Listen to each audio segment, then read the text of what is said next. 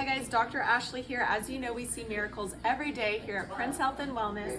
I have one of my new patients, Miss Carmen, and I'm very excited for her because how long has it been since you've been able to smell? Like over a year? Over a year. Yes, okay. Over a year.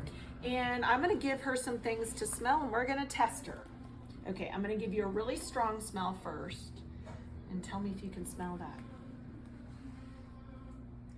Yes, I can. Look at those eyes perk Yes, up. I can. What is it?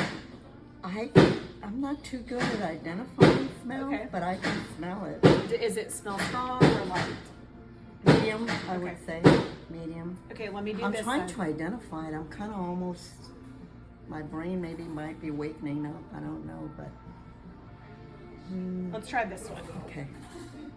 Okay, tell me what that smells like. Oh, more citrusy. Good job. This is called Citrus Bliss. Yeah. Okay. Now, this is a very light smell. Okay, so this is working that precision. Can you smell that? Familiar, but.